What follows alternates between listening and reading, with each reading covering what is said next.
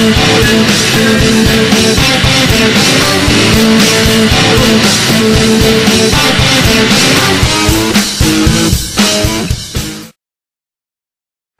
guys, it's Chris, Jack and Ollie here from the Zombie Box Project, and today we're talking about The Legend of Zelda. Pretty cool, pretty cool. Got a confession to make. You do indeed. Never actually fully played a Legend of Zelda game. Don't hit me. I can't understand that. You study game design? Yeah. That is a sin. It's as though you don't deserve to be a student of game design. What? No, it's not necessary. Okay, I kind of missed it. I had a Game Boy, but never played many of the games. Did it come out on the Nintendo 64? Yeah. Oh yeah. This is how bad my knowledge is of this game. It's come out on just about every Nintendo console Yeah. since the NES. Yeah. I just never had the inclination to play one. Like, what was so great about them? Everything. It's like you've got a dramatic classic story, like an old fairy tale. So you've got nice twists, interesting characters. Mm-hmm. It's like it's familiar and different every single time. Yeah. Mm-hmm. They always they reuse the same names, but then every single character is always different. I mean, what puts you off it? Yeah, I mean, I don't know. I'm just lazy. just There's lazy. no excuse not to play Zelda. Give me Skyrim or Gears of War any day of the week. So how many of these games have you played? Well, I've played most of the console ones. Okay. Yeah. But hardly any of the Game Boy and Advance games. My biggest ones were Wind Waker and Minish Cap. Okay. But I played Twilight Princess as well. Mm. Uh-huh. Well, you'd be glad to know I have been considering getting a 3DS to play Ocarina of Time, just because that's meant to be brilliant. So which one's your favourite, and which one do you dislike, and give me a reason for it. My favourite is definitely Ocarina of Time. I mean, it's just a classic. It's just brilliant. I could play it again and again. If I had one game. But what's so good about it? Well, first of all, it was the first game that had a time-turning mechanic. Yeah. Okay. That was awesome. The storyline was just fantastic, and the various items and side quests you could do, it made it really. It was Okay. It was like a whole story just in one sort of section that you were playing. Oh, okay, cool. Like, the more you kind of sell it to me, the more I want to play. Why do you think it's managed to survive 25 years?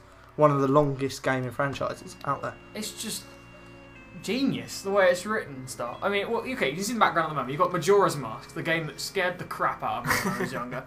That was one of the first console games, and basically I had kind of a lingering sense of impending doom, because the game was actually on a timer. Okay. As the game went on... The whole game's on a timer? Pretty much. Yeah, I hate time-based. It's on a timer, and then you restart when you end the time. Yeah, you can turn back time when it gets close to the end of the timer. Oh, But basically the whole thing is the moon is going to crash into and Hyrule. you can only do stuff at certain times a day, so you've got to like go back and then do them. And Wow, it does sound like an interesting premise. Like every game seems, you were saying that every game's unique. Like, so Link, the main character, why do you think he's managed to survive 25 years? It's because he's not the same ever. What? I don't know. He's always a hero who looks the same. Yeah. He's always wearing green, but he's like a different person every single. So day. he's not like the Master Chief, constant. He's always changing. You've got some games where he's like a kid, like Wind Waker, and you've got other ones like Twilight Princess, where he takes a more mature role. And like in Ocarina of Time, you've got the two together. Where they put them in the same game. Yeah. Okay, that sounds good. What about the enemies? Are they interesting enemies? They've got nice designs. They've always got good designs. Yeah, and they've always got good mechanics as well. Like it's not they're not repeated. Yeah, well, I mean, obviously you've got to have some repeated because they're just like staples of video games, really. Yeah. I mean, I think one of the things you look at in Zelda a lot is the bosses. And the clever thing they did with the bosses was they always had an item like associated with a particular dungeon, and you'd use that item to defeat the boss in the end. It gave you like a feeling of progression. Oh, really? And you kept that item after the dungeon, and sometimes it was like used in other dungeons later on. You get like a boomerang or maybe some gun that shoots air. Okay. Yeah.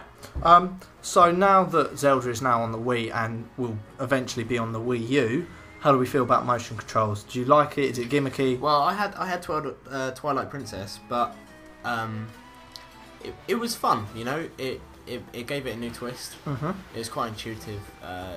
It was enjoyable. Don't you get bored of just waving a wander around? It didn't get boring. It was just the same as like any other controls, though. The novelty sort of wore didn't off. make it better, did it? Yeah, it didn't make it. It certainly like sort of brought a new feel to it, but it didn't necessarily improve it. The thing is, I think as gamers, games are like a form of escapism. I mean, Yeah. by waving a controller around, you're never going to be as skilled with a sword as the hero in the game you're playing. Exactly. So you're never going to feel quite the same as the person on the screen. Fair enough. Okay. It does bring a new sort of physicality to it, but you know, it's not anything amazing. So we need movement of some description. Yeah.